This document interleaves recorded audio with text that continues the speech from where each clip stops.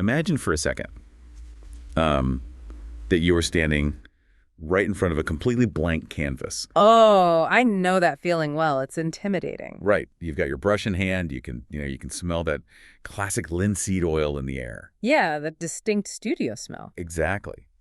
And the goal in your mind is super clear. You want to paint these, like, dynamic, three-dimensional abstract curves. Okay, I'm visualizing it. But you want them to look like they are literally popping off the fabric. Yeah, good. And, well, here is the really tricky part. You want them to look like they're glowing from the inside out, like they have their own internal light source. Oh, man. That's the dream, right? Yeah, you know exactly what I mean. If you're listening to this, you've probably seen it in museums. That almost magnetic quality where it seriously looks like there's a light bulb hidden right behind the paint. It is entirely hypnotic. It's the kind of thing that physically stops you in your tracks when you're walking through a gallery. But from an academic standpoint, it is, without a doubt, one of the hardest optical effects to pull off if you don't deeply understand the physics of light. Because, painting at that level isn't just slapping pigment around. You are manipulating photons. Manipulating photons. I love that. But this is where the big beginner trap happens, right? And I'm speaking from painful personal experience here. We've all been there. I have absolutely ruined canvases trying to do this.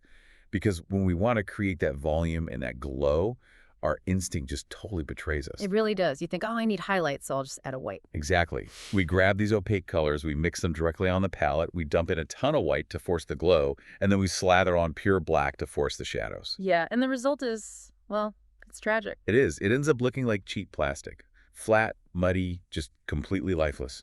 It's basically a guaranteed recipe for a visual disaster. What you're doing with that institial method is creating a dead painting. A dead painting. Ouch! Ouch.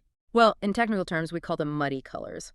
Because when you physically mix white and black with pure colors right on the surface, you're building a physical wall. You destroy the natural transparency of the pigment. So the light can't get through. Right. Ambient light can no longer pass through the paint, bounce off the canvas, and return to the viewer's eye. You essentially, you assassinate the light. Wow. You assassinate the light. That's heavy. But it makes so much sense because the painting just feels heavy.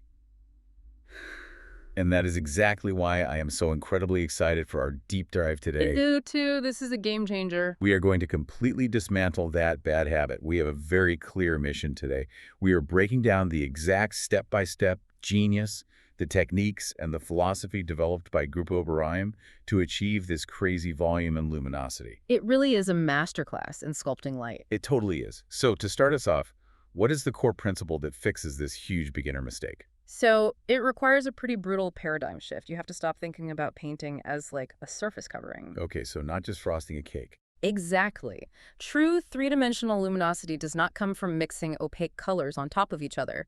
It comes from a phenomenon called optical blending. Optical blending. Right, meaning you don't paint the light on top, you build the light from the inside out using successive transparent layers. Okay, for you listening right now, try to picture it like you're building this massive stained glass window in a medieval cathedral. Oh, that's a perfect way to look at it. Right. Because if you don't make sure that the sunlight, this huge light source, is positioned behind the glass first, it honestly doesn't matter how beautiful or expensive those colored glass pieces are. They'll just look dull. Exactly. From the inside of the church, the window will just look dark and gray.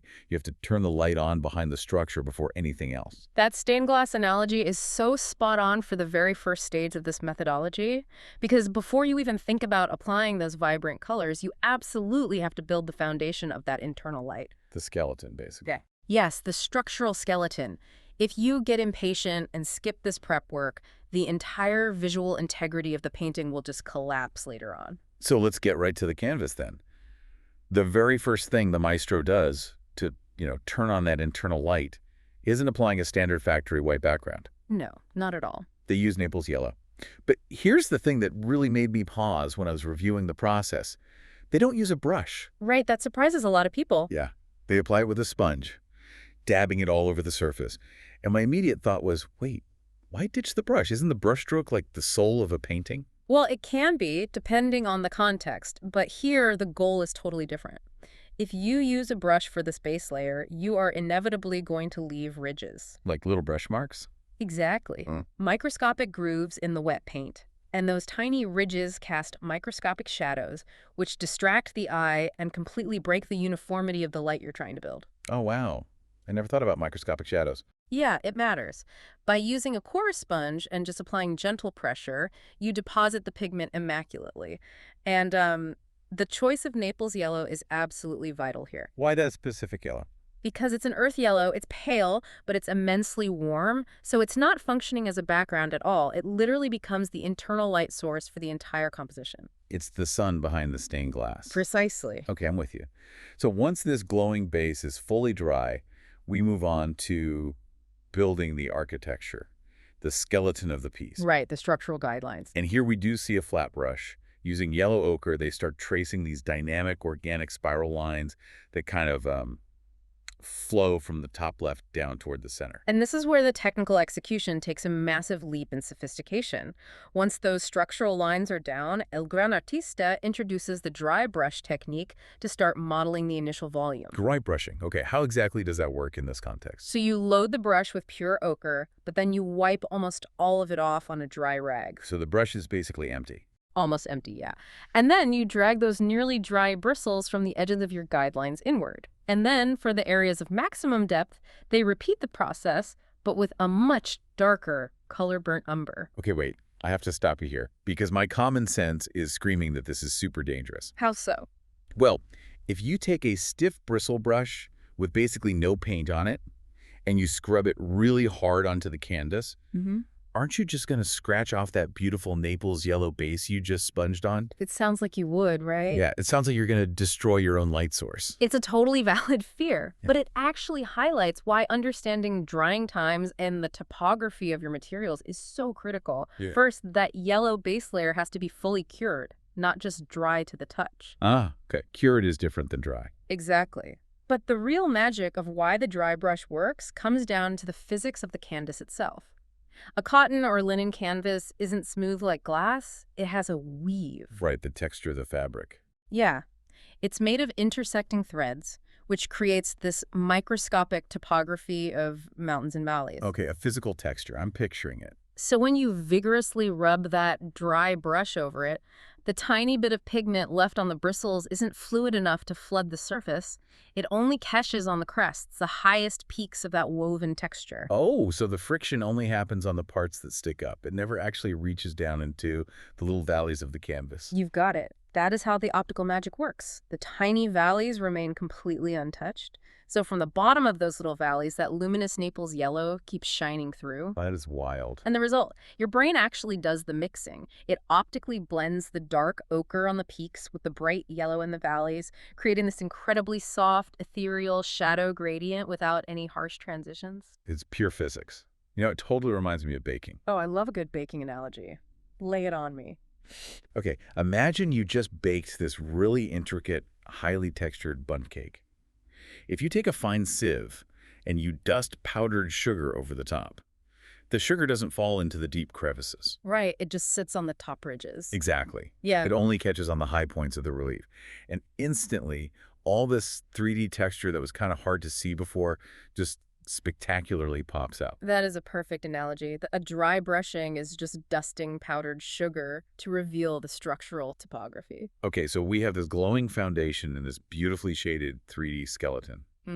But looking at it at this stage, it feels a little stiff, doesn't it? It does. It's too rigid. The lines are a bit too geometric and calculated.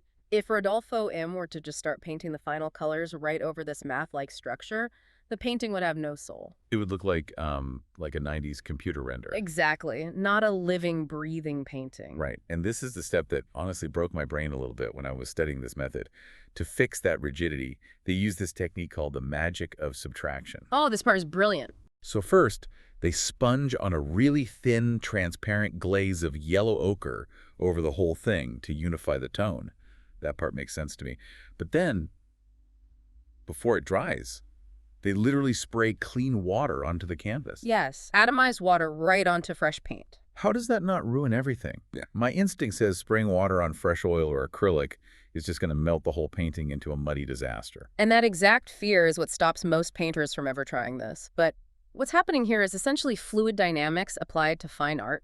Up until now, everything has been additive putting paint on. Right. But at this master level, taking paint away can be infinitely more powerful.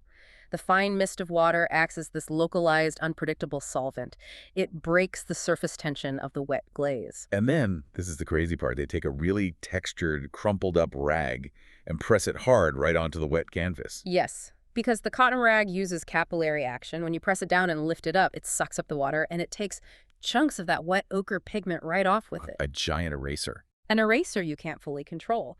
It introduces a totally organic pattern. It's so much like archaeology. Listeners, imagine you're on this super delicate excavation site. You aren't building a wall. You're taking a tiny brush and carefully sweeping away the topsoil to uncover this glowing gold artifact underneath. I love that.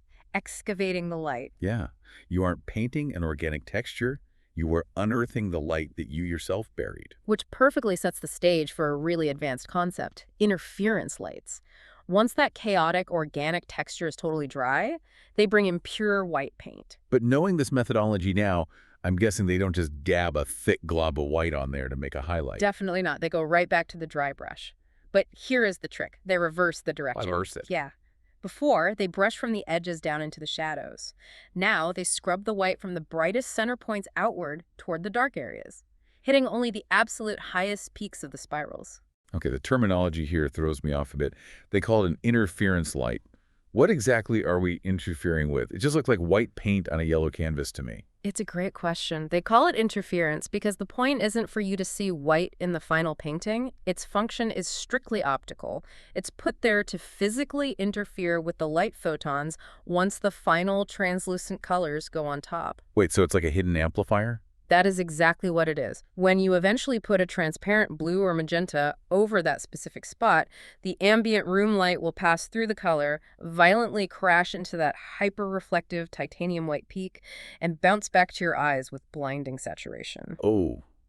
It's like, okay, if you put a piece of red cellophane on a dark wooden table, it looks really dull, like a dark maroon. Right. But if you slide a shiny mirror or a piece of bright white paper under that exact same cellophane, the red just explodes. It looks neon. Exactly. That's the interference. And once those optical reflectors are dialed in on the crests, the stage is totally set.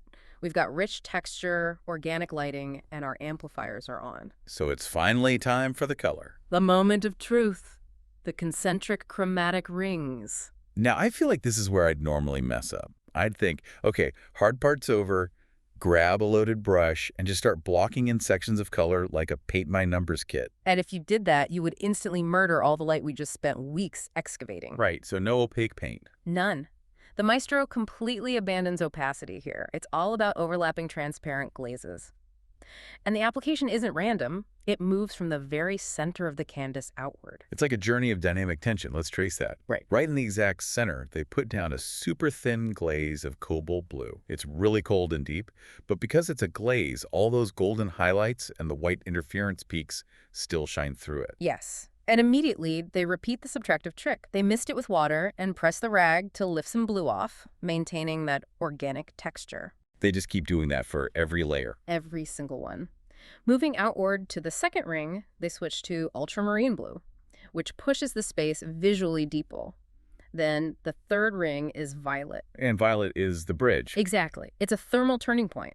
It warms up the visual temperature, bridging the freezing depths of the center to the heat that's coming next. And what comes next on the extreme outer edges is this massive explosion of vibrant magenta.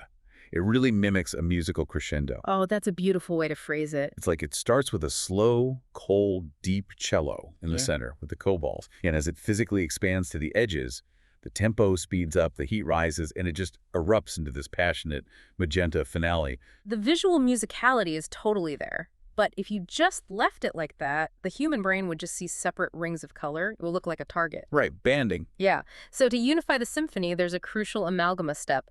They apply a discontinuous global violet glaze over the entire canvas, spray it, rag it. So the violet acts like an optical glue. Precisely. It melts the transitions between the cobalt, ultramarine, and magenta. So at this point, the canvas is glowing. It's breathing, but it still needs gravity, I think. Yes, it needs an anchor. Which brings us to the final stroke of genius from GRUPO RAIIM, creating absolute depth. The baseline of our musical composition. Exactly. They softly reinforce the original structure lines with pure violet, touch up the highest interference whites. But the secret weapon is diluted Payne's gray, dropped right into the deepest crevices. Okay, I have to ask the obvious beginner question here. Why Payne's gray? Why not just use pure black? Black is the darkest color, so if you want to paint a deep hole, wouldn't black make the most sense? That is the ultimate neurological trap. If you use pure tube black, you create what we call a visual black hole. Industrial black absorbs light evenly and totally flattens the surface. It kills the illusion. Right, because the human brain instinctively knows that true absolute black almost never exists in nature. Payne's gray, on the other hand, is incredibly dark, but it's actually made of blue, violet, and earth pigments. So it has a temperature. Yes, it has atmosphere. Wait, are you saying that our perception of depth relies on the color of the shadow, not just how dark it is? 100%. Our brains evolved to understand 3D space by reading how light bounces. Even inside a deep crack in a rock, ambient light is bouncing around. There's air in there. Mind blown. The shadow has color. It's not a void. By letting this fluid Payne's gray settle into the valleys of the canvas, the artist is simulating a true projected shadow. So you are literally hacking human evolution. Yeah. Because the shadow have color data, the brain gets the environmental cues it expects from a real 3D crevice. Yep. The viewer's brain stops seeing a flat piece of fabric stretched over some wood and tells them, as a physical fact, that they're looking at a real carved relief, like they could physically stick their finger into the canvas. It is a masterful sensory deception. You've turned a 2D surface into a topographical sculpture. It is honestly just astounding. When you look back at the ground we've covered today, it is an extreme metamorphosis. We started with that instinct to just slap stickers of opaque light and shadow onto a flat canvas. But by following the maestro, we watched a luminous entity get built from scratch. It demands architectural patience. You surrender to the internal light with the Naples Yellow. You raise the scaffolding using the canvas's microtopography with the dry brush. You excavate it with water and a rag. Exactly, conquering the fear of ruining it. And finally, you build the thermal tension with those translucent glazes, anchoring the whole illusion with the optical lie of a projected shadow.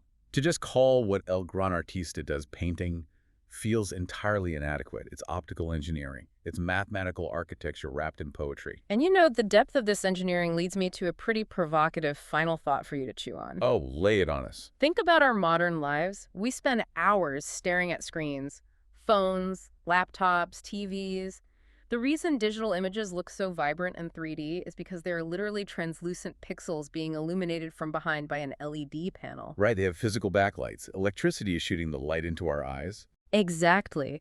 But centuries before electricity even existed, classic methodologies like this were creating backlit screens using nothing but linseed oil, crushed rocks, and optical physics. Wow. The next time you stand in a museum and marvel at a canvas that seems to glow, compare it to your phone screen. The painter was the original backlit screen engineer. They hijacked the ambient room light, forced it through their glazes, bounced it off their base layers, and shot it straight into your retinas. That is, I have no words. That completely changes how I will ever walk through a gallery again. Analog backlit screen. You really have to build your lighthouse first if you want your colors to reach the world. Thank you for this. Until our next deep dive, keep excavating that light.